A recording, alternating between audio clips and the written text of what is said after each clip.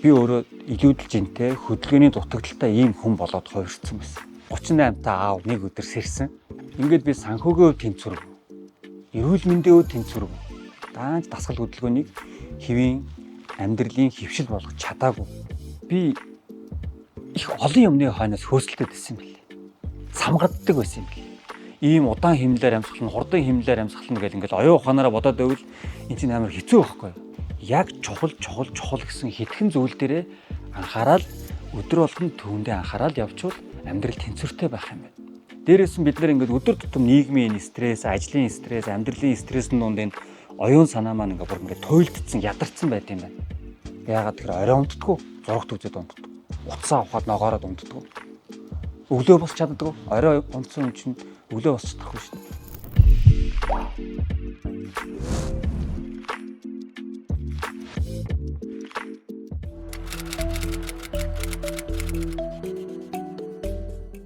За бид нэр хүн болгон одоо эрүүл амьдрахын төлөө хичээж зүтгэж явдаг те. Энэ дондоо бид нар анзааралгүйгээр өөртөө анзааралгүйгээр нэг тал руугаа ингээд хэлбийцэн явж байгаа юм тохиолдол байдаг л да. Одоо ажил амьдралын тэнцвэрийг хадгалах гэдэг нэг ойлголт байдаг те. Ер нь аливаа юмд тэнцвэртэй байх ёстой гэж ярьдаг. Тэрийг би одоо ингээд өөрийнхөө амьдралын ажил карьерийн туршлагаа эргээд харахаар надад юу гэж харагддаг хэр зэрэг. Ингээд бүх юмыг насан туршдаа яг ингээд тэнцвэртэй авч явна гэдэг ойлголт их хэцүү юм байна, боломжгүй юм байна гэж харж байгаа. Зүүн яах ёстой вэ гэдэг нь одоо бид нар ингээд анх сурж хөгжихэд тэ хүүхэд бага залуу наснда сурж хөгжихэд илүү их цагаа зарцуулах ёстой. За шинээр ажлын талбар дээр орж ирлээ. Энэ үед миний ажил амьдралын тэнцвэрл чухал гэж ингээд хичээхгүй бол бас болохгүй. Тэгэхээр ажилдаа маш их шаргуу хичээл зүг гаргаж тэ залуу наснда хүн өөрийгөө хөгжүүлэх, ажил дээрээ өөрийгөө харуулах, өөрийгөө өөрөө мэдэх, өөрөө таньж авах, бүтээн хийж бүтээх, нийгэмдээ байр суурь олох. Ингэхийн тулд хүн тодорхой хэмжээнд ажилдаа их цаг зарцуулах хэрэгтэй. Тэгээ тодорхой хэмжээнд байр суурь олоод ингээд гэр бүлийн хувьд, нийгмийн хувьд, ажил карьерийн хувьд тодорхой хэмжээний байр суурь ороод ирлүүл энэний дараагийн алхмууд ингэж явдсан байна да гэж би өөрийнхөө хувьд харж байгаа. За би яг өөрийнхөө туусныг харах юм бол мэдээж сурагч байхдаа, оюутан байхдаа хичээл номын араас маш их шамддаг байсан. Ажилдаа хэтэрхийг шамдаад өөрийнхөө эрүүл мэнд гэдэг зүйлийг орхигдуулсан байсан. Намайг залуу байхад бол тарган, миралог, ийм бүдүүн хүмүүс бол гоё, буянтай, ийм сайхан эр хүн гэдэг ийм ойлголт байсан. Яг тэр ойлголтын дагуу би бол тарга твэрийг авч 30 хүрэхээс өмнө өөрийнхөө өндөртэй харьцуулахад хэвийн жингээс ингээ 23-4 кг илүү жинтэй болцсон. Ийм хүн болцсон байсан. За тэгээд ингэхдээ би бол ажлын төлөө маш их цаг наргүй ажилладаг байсан. Ингээд ажил маань болоод байгаа юм шиг мөртлөө эргээд нөгөө эрүүл мэндэд анхаараагүй энэ талаа орхигдуулснаас болоод би өөрөө илүүдэл жинтэй хөдөлгөөний дутагдaltaй ийм хүн болоод хувирсан байсан. Энэ нь буцаад ажлын бүтээнжин маань унгааж эхэлж байгаа. Эрүүл мэндийн асуудалтай хүн яах вэ? Ажил дээрээ бүтээмж гаргах нь багасаад эхэлнэ. Хүмүүстэй уур уцаартай ундууцаж харьцаж эхэлнэ. За ингээд стрессж эхэлнэ. Энэ стрессээ тайлах арга нь юу байж болох вэ? За нөгөө ууж идэх тий. Ингээд тэнцвэрээ хадгалаагүйгээс болоод тэнцвэрээ алдагдсанаас болоод ингээ буруу цикл рүү өөрийн мэдлгүй яваад орчдөг юм байна л да. Тэгэл нөгөө одоо алкогольны хэрэглээ ороод ирнэ. Тэрийгэ дагаад нөгөө шийдэх гээд байгаа стресс нь нөгөө нэг эрүүл мэндийн асуудал нь шийдэгдэхгүй улмалд ордоол явцдаг. Улмал ингээл тухайн үед ингээл ууж идээ сайхан байгаа юм шиг боловч сэтгэл зүйн хувьд гоё байгаа юм шиг боловч улам хүнд байдалд ордог. Ажлын бүтээнж улам мууддаг ийм байдал руу ордог. Тэгээд явсаар хагаад би бол 40 төгөж ирээд ингээд амьдрал маань тэр чигээрээ тэнцвэр нь алдагдаад ингээд болохоо байцсан байна юм байгаа юм байна гэдгийг бол олж анхаарч ирсэн л дээ. Тэгээд одоо 38 та аав нэг өдөр сэрсэн. Яасан бэ гэхээр зэрэг би эрүүл мэндийн хувьд хөдөлгөөний дутагдaltaа асар их илүү жинтэй. За тодорхой хэмжээнд алкогольны ийм хэрэглээтэй болчихсон. За энэ маань эргээд миний ажлын бүтээмж, амьдралын чанарт нөлөөлөд эхэлдэг. За энийгээ шийдэх бас нэг шийдэл нь бол ийм одоо эд материал, эд хогшил цуглуулах, гоё ханган машин унаа, гоё тавилга, гоё том байр, гоё ховцс гэдэг ч юм уу тий. Ингээд гаднаас аз жаргалыг эрэл хийлээ. Ингэж яваад санхүүгийн хувьд бүр ингээд хэцүү байна. Хадгаламж, хоримтлал байхгүй. Нөгөө талдаа баахан үрзээлтэй. Ингээд би санхүүгийн хувьд тэнцвэргүй. Эрүүл мэндийн хувьд тэнцвэргүй. Ажлын карьерийн хувьд тэнцвэргүй. Гэр бүлийн хувьд одоо бас тэнцвэрийн асуудал үүссэн тий. Ийм байдалтайгаар би 38 та аав нэг өдөр сэрсэн л дээ. Би ер нь буруу замаар будаад хийж яваа нөхөр байна. Энэ асуудлаа одоо эргэж харъя. Тэнцвэрээ олъё амьдралынхаа. Тэ хаана алдаа гаргач вэ? Юун дээр алдаа гаргач вэ? Тэгэл миний тэнцвэрээ олох гэж оролдож эхэлсэн одоо шийдэл нь бол дасгал хөдөлгөөн спорт. Тэр дундаа гүйлтийн спорт байсан. Тэгэл одоо гүйлтийн спорт руу ороод гүйлтийн спортоор хичээллээд сүүлийн 5 жил тууштай явж байна. Амьдралынхаа тэнцвэрийг тодорхой хэмжээнд олоод харьцангуй ингээд одоо яаж яагаад ингээд баланс алдагдсан байсан бол харьцангуй тэнцвэртэй болж эхэлж. Энд бол гүйлтийн спорт, дасгал хөдөлгөөн асар их бүр хамгийн чухал нөлөө үзүүлсэн. Тий. Яагаад тэгэхээр зэрэг би ингээд тууштай спортоор хичээлээд гүйе гэдэг ийм бодол тээгээд оролдлогод хийж үзээд 4 жил явсан байхгүй. 16-аас 19 хоног дуустал. Даанч чадаагүй. Даанч дасгал хөдөлгөөнийг хэвийн амьдралын хөвшил болгож чадаагүй. Үүнд юу нөлөөсөн бэ гэхээр нөгөө л миний амьдралын тэнцвэр тус байдал нөлөөлж байгаа. Яагаад тэгэхээр орой унтдаггүй, зурагт үзээд унтдаг. Утсаа авахад ногоороод унтдаг. Өглөө босч чаддаггүй. Орой унтсан хүн чинь өглөө босч чадахгүй шүү дээ. Өглөө ажлын цагаа тулгаж босоод төгжрээд ажил дээр очих гэсээр бөө стресс бухимдал. Өглөөний цагааж тогтоо ууж чадахгүй. Ажил дээр очино. Ийм байдалтай ажил дээр очисон хүн ямар бүтээмж гаргах вэ? Ажлын бүтээмж гаргах. За ингээд ажил дээр ингээд пижгэнсээр хагаад орой тарна. Буцаал гэрлөөгөө төгжирнэ. Төгжирсээр хагаад гэртээ ирэхэд өдөржин ажил дээр стрессцэн, өдөржин ажилласан хүн чинь ядарсан, өлсцэн орж ирнэ. Тэгээ орой гэртээ ирэхэд хоолоо идэнэ. Тийм үү? Хоол идсэн хүн дасгал хөдөлгөөн хийж чадах уу? Чадахгүй.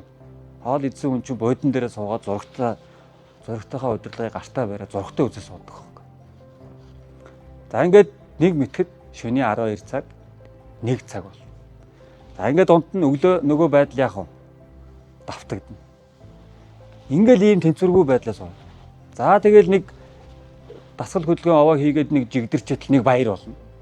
За нөгөө баярыг чинь хэтрүүлж идэх, хэтрүүлж уух. Энэ дадал хөвшлийнхаа улмаас нөгөө гоё явж исэн дасгал хөдөлгөөн, спортын, гүйлтийн хэмнэл маань алдагдчихдаг. Тэгээд буцаа хуучин байдалд орчдөг. Тэгэхээр миний хувьд бол хамгийн их саад бэрхшээл болж исэн, тэнцвэрийг маань хамгийн их алдагдуулж исэн зүйл бол нийгмийг хэтэрхий туйлшруулах нь бол буруу юм байна. Аль алиг нь балансыг авч явж явах хэрэгтэй юм байна. Тэгэхээр үүнд бол спорт байх хэрэгтэй юм байна. Чанартай нойр чухал юм байна. Чанартай хоол унд чухал юм байна. Хоолоороо юу дагуулах вэ гэдгийг анхаарах хэрэгтэй юм байна. Тэ? Усаа ууж явах хэрэгтэй юм байна. Ажлаа сайн хийхин тулд хүн эрүүл чирэг байх хэрэгтэй юм. Амьдралаа сайн авч явахын тулд хүн эрүүл чирэг байх хэрэгтэй. Үүний тулд яах вэ? Чанартай нойр хэрэгтэй юм байна. Чанартай тууштай дасгал хөдөлгөөн хэрэгтэй юм байна. Тэгээд аятайхан хоол унд иддэг байх хэрэгтэй. За сүүлд миний ингээ хөвшүүлж эхэлж байгаа зүйл бол бясалгал юм байна. Сэтгэл санааны одоо сэтгэлийн амар тайван байдлыг хийхин тулд хүн бясалгал цаг зарцуулж байгаа хэрэгтэй. За нэг ийм зүйлүүдийг л амьдралынхаа нэг энэ 24 цаг дундаа ингээд яаж ийгээд жоохон цагаар оруулаад ирчвэл хүн эрүүл чирэг байгаад эрүүл чирэг байдал нь ажил амьдралд нь эргээр нөлөөлөд ингээд нэг юм зөв цикл рүү ороо явжтэй юм байна л да. Тэгээ энэ зөв циклээ хадгалаад нөгөө буруу циклийн юмнуудыг халтарчвал буцаагаал зөв цикл рүү ингээд яваад байхаар нөгөө буруу хөвшилч нь багасаал зөв хөвшил нь ихсээл ингээ яваад байхаар хүний амьдралын тэнцвэр ингээл олоод эхэлдэг юм байна л да. Тэгжил би бол одоо сүүлийн 4-5 жил харж байна тий.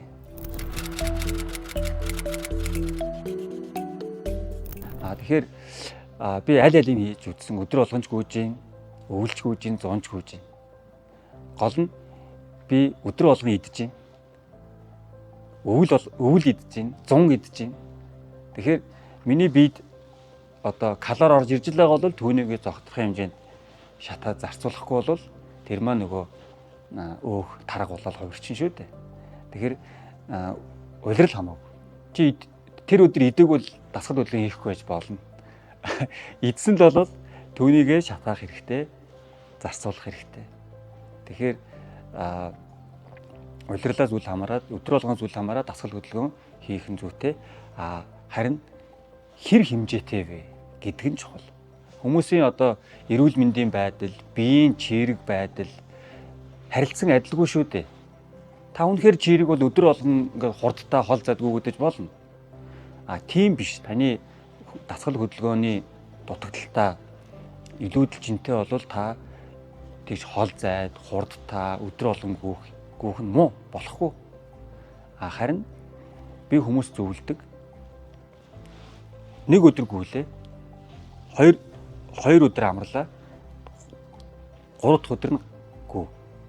Буюу 7 хоногт 3-4 удаа нэг удаа гүүхдээ 30-40 минут гүүгээрээ гэж л зөвлөдөг. Гүүхийг хүмүүс зүрхэнд муу гүүснээр одоо зүрхний үйл ажиллагаагаа муутгах нь гэдэг ийм ойлголт байдаг. Дэлхийн шилдэг тамирчид, олимпийн одоо улсын шигшэд тамирчид одоо ингэ 100% ачаалал авч ажилдаг гэж бодъё л та төсөөлье. Тэгвэл огт хөдөлгөөн хийдэггүй хүний төвшин 0% гэж үзье. Тэгвэл саяны миний ярьж байгаа 7 хоногт 3-4 удаа 30-40 минут гүү гэдэг нь энэ 100% ачаалал авж байгаатай харьцуулбал ердөө ийм жижигхэн хөв байхгүй. Маш бага хувийн ачаалал. Тэгээ ийм хэмжээний хөдөлгөөн хийснээр хүнд огт муу болохгүй. Амралтын өдөр утаа багасцсны дараа хувцас тохируулж өмсөд цэцэрлэг түрээлэнд гүүх нь маш гоё байдаг. Өвөл гүүх их сайн байдаг.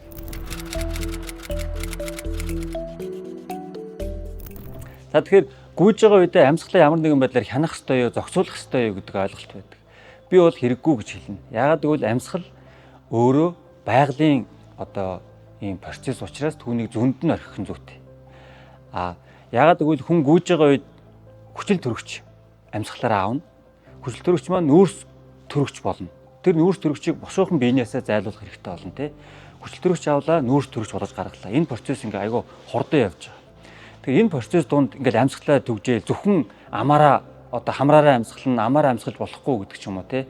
Ийм удаан хэмнэлээр амьсгална, хурдан хэмнэлээр амьсгална гэл ингээл оюун ухаанаараа бодоод байвал энэ чинь амар хэцүү байхгүй юу. Тийм болохоор тэр зөнд нь орхиол зүгээр л амьсгал яаж амьсгах вэ түүгээр л амьсгалаа явах хэрэгтэй. Тэгээ анх гүйж эхэлж байгаа хүн бол их хурдан гүйх гээл, хол гүйх гээл, бахардаал ингээд байх шаардлагагүй. Сайхан зөөлөн, аажуухан, алхах, шогших ийм байдлаар биеэ дасгаад хэдэн 7 хоног, хэдэн сарын дараагаас аяндаа бие чинь дасаад ирсний дараа харин одоо илүү хурдан гүйх, давтан хурдтай гүйх гэх мэтлээ ийм гүйлтийн техникүүдийг бол суралцж эхлэх хэрэгтэй. Бид нэр энэ махан биеэ бол хоол пижэж байна. Тэ? За сэтгэл санаагаа яаж ийн нөхөр зэрэг яаж амрааж ийн нөхөр зэрэг унтаж амарж ийн бас биеэ ч гэсэн унтаж амрааж ийн. За энэ нь бол энэ бие сэтгэлийг эрүүл байлгахад хангалттай биш юм л зөвхөн хооллол унтаж амрах нь бол хангалттай биш юм. Дээр нь юу хэрэгтэй вэ? Заавал дасгал хөдөлгөөн хэрэгтэй. Тэгэхээр энэ дасгал хөдөлгөөний янз бүрийн хэлбэрүүд байж болно. Тухайн хүний амьдралын хэв маяг, бие физиологийн онцлог, одоо биеийн бие бялдарчлалтын байдлаас хамаарат тэр хүн дасгал хөдөлгөөн хийх ёстой. Тэгэхээр ямар дасгал хөдөлгөөн хийх вэ? Тэр нь өөр байж болно. Яг миний хувьд бол гүйлтийн спорт, би янз бүрийн спортыг оролдож үзэж байгаад гүйлтийн спорт надад хамгийн их тохирсон. Тэгээд би гүйлтийн спортыг сонгож хичээсэн. Гүйлтийн спорт яадаг вэ гэхээр зэрэг бие сэтгэл оюун санааг аль алиг нь аягүй гоё эрүүл чирэг болгож өгдөг. Хүн хоол идлээ бид хэрэгтэй хэрэггүй шимт хижээл авч байгаа. За гүүн гут тэр биеэс одоо хэрэггүй бүх тэр зүйлсүүд хөлсөөр одоо гадагшилж байгаа. Тэ? Ингээд тэр хэрэггүй зүйлийг хүн гадагшлаач. Зарим хүмүүс ингээд өтгөн гарахгүй ингээд аягүй хэцүү олон хоног ингээд өтгөнөө хадгалаа явааддаг. Гүйж байгаа хүн бол өдөр болгон өтгөнөө гаргаж чаддаг. Энэ бүр аягүй онцлог. Тэ? Тэгэхээр биедээ тэр хоримтлагдсан бааз шийсээ хадгалаад байхгүй гэсэн. Тэрийг аягүй ингээд өдөр болгон гаргаад ингээд бие гоё цэвэр байдаг. За дээрэс нь энэ гоё байгалийн сайхан, энэ гоё өглөөний цэвэр агаарт гүүгээ явахаар хүний сэтгэл санаа ямар гоё сэргийдэг гэж бодож байна. Тэгэхээр улам гоё уужуухан ийм сайхан тайван амгалан болчихдээ. Дээрээс нь бид нэр ингээд өдөр тутам нийгмийн стресс, ажлын стресс, амьдралын стрессийн дунд энэ оюун санаа маань ингээд бүр ингээд туйлдсан, ядарсан байт юм байна. Тэрийг ингээд гүүгээд нэг хэдэн минут ингээд гүүгэж явах хавцад энэ бодол санаа маань айгүй гоё зихцрээд хэрэгтэй хэрэггүй бодлоод орж гараад ингээд тэр ингээд зихцрээд оюун санаа маань гоё юм уужуухан одоо саруул гэх юм уу те. Бие эрүүл бол оюун саруул гэж ярьдаг шүү дээ те. Ийм байдаг. Тэгэхээр тодорхой хэмжээнд дасгал хөдөлгөөн тэр дундаа гүйлтээр хичээлэх юм бол бие чинь чирэг, сэтгэл чинь тогтун, оюун чинь саруул болно гэдгийг би яг өөрийн биеэрээ одоо мэдэрдэг л дээ. Гүйж байгаа бүх хүмүүс адилхан мэдэрч байгаа гэж бодож байна.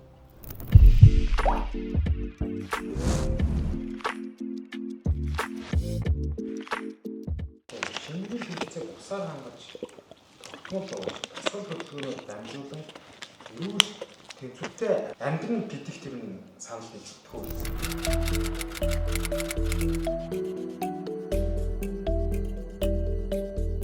Санал нэгдэнэ. Яагаад гэвэл одоо би сүүлийн 5 жил өөрийнхөө өдөр тутмын дадал хөвшлийн номер 1 зүйл юу гэж өглөө босоод 2 аяга ус уух. Энэ миний өдрийг эхлүүлэхэд хийдэг хамгийн түрүүн хийдэг үйлдэл. Өглөө бослоо би 2 аяга ус уудаг. За тэгээд ариун цэврүү ороод шүд ам нүур амаагаад бийцсаа тий. Ингээд дараа нь би гараад гүйлт дасгал хөдөлгөөнөө хийдэг. Тэгэхээр хүний биеийн 60-70% нь ус гэж ярьдаг тий. Тэгэхээр бид нэр анзаарахгүй ингээд ус уухгүй бусад ундаа янз бүрийн шингэнээр өөрийнхөө шингэний хэрэгцээгээ хангаж ийн гэж ойлгоод байдаг. Үгүй байт юм бэл. Яг усыг цэврээр нь ууж иж бид нэр энэ 60-70% нь уснаас бүтдэг биеэ эрүүл чирэг байлгах үндсэн юм л. Тэгэхээр заавал ус ууж явах хэрэгтэй. Өдөртөө биеийнхаа одоо жинд тохирсон одоо 1.5-аас 2 литр усыг те илүү их ачаалал авч дасгал хөдөлгөөн хийдэг бол түүнээс их хэмжээний усыг бол биедээ тохируулаад заавал уух хэрэгтэй. Дасгал хөдөлгөөн мэдээж зайлшгүй шаардлагатай. Энэ бүгдийг бол амьдралынхаа дадал хөвшилт бол зайлшгүй оруулах хэрэгтэй. Одоо би нэг 10 зүйлийг өдөр тутамдаа хийнэ гэж дадал хөвшил болгоод ингээд мөрдөд явдаг л да. Ус уух, тэ өглөө болгон ус ууна. За гөөхөөс өөр бусад дасгал хөдөлгөөн хийн. Яг бол хүчний дасгал гэж ярьдаг. Энэ дасгалуудыг хийж бэртэл хэмтэлгүй байдаг. Ном уншина. Хөгжим сонсно. Бясалгал хийн. Талархна. Өөртөө байгаа зүйлдээ талархна. Байхгүй зүйлийг бодож гансрах биш. Байгаа зүйлдээ талархна. Ажлаа тултал хийн. Гэх мэтлэн миний энэ амьдралдаа бүр заавал хэрэгжүүлэх ёстой. Хэрэгжүүлэхийг хичээдэг. Одоо ингэ хөвшил болгоод байгаа сүүлийн 5 жил зүйлсд бол эдгээр бол багтсан байдаг. Тэгэхээр номер 1 нь ус уух.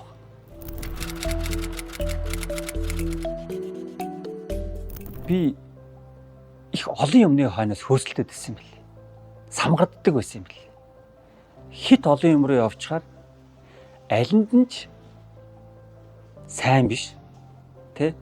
Тэгээд тэрд явц дундаа ингээ бүр ингээ учир зуугаа алдаад зарим нэг зүйл рүү хэлбийгээд ингээ явцсан байсан юм бэл. Тэгэхээр хамгийн чухал зүйл нь аль болох цөөн чухал ийм зүйлсдэрээ төвлөрөх хэрэгтэй байна гэдгийг олж мэдсэн. Цөөн чухал. За тэгээд би одоо номон дээрээс бичсэн хүмүүст би зөндөө ярьдаг. Би амьдрал дээр тавилга эд тогшлоосоо эхлээд маш олон зүйлийг цөөлсөн. Гэрээсээ гаргаж хайсан. Би зурагт бойдонгоо бусад тавилгагүйгээр 5 жил амьдарч байна. Ингээд маш цөөхөн чухал юмд л би цагаа зарцуулдаг болсон. Үүний тулд гэр бүлээ харилцаа маш чухал. Гэр бүлээрээ ойлголцоод их нэртэйгээ нөхөртөөгөө яг нэг ойлголттой болоод явчих юм бол бүх юмны үндэс сойрн юм бэл. Би нэг юм хүсээд зориод зүтгээд идэг. Миний гэр бүлийн хүн тэрийг ойлгохгүй, дэмжихгүй, нэг зорилго дээр уялдахгүй бол ерөөсөө бүтэхгүй юм бэл. Тэгэхээр эхнэр нөхрөө хамтдаа ойлгоод, хамтдаа хүлээн зөвшөөрөөд тэгээд энэ амьдралынхаа олон самгардаад байгаа юмудаа цөөлөөд яг чухал гэсэн хитгэн зүйл дээрээ анхаарал өдөр болгон түүндээ анхаарал явуучвал амьдрал тэнцвэртэй байх юм байна. Тэгэхээр би дахиад онцлоо хэл. Нойр. Шөнийн нойроо юугаарч битгий худалд. Шөнийн нойроо юугаарч битгий худалд. Ус. Өглөө босонгуудаа ус ав. Дасгал хөдөлгөөн. Үүнд өглөөд нэг багадаа 30 минут, чадвал нэг цаг засуулж дасгал хөдөлгөөн. Хоол унд. Өглөөний цайгаа заавал ууж. Өглөөний цайгаа заавал ууж. Өдрийн цай, оройны хоол, өдрийн хоол, оройны хоолыг би хэлэхгүй. Өглөөний цайгаа заавал ууж, шимт хижилтэй хоол идэж. За тэгээ ажилдаа очноо доо. Ажлаа тултал хий. Чин сэтгэлээсээ. Ажлаа тултал хий. Халтурдахгүй, горилдохгүй, чин сэтгэлээсээ ажиллаа хий. Ингэж хэлж. Унш. Уншчээ чи хөгжинэ, уншчээ чи өөрчлөгдөнө, уншчээ чи дээшлэнэ. Бяслаг. Ингэж чи сэтгэл санаагаа тэнцвэртэй байл. Сур хөгжтэй. Ийм хідэн зүйл дээр л анхаарч байгаа. Тэгвэл чиний амьдрал маш гоё тэмцэртэй бол. Үүнийг би яг ингээл өөрөө хичээгээл хэрэгжүүлээл алдаж оноол тэгэл ингээл явж ийн л да.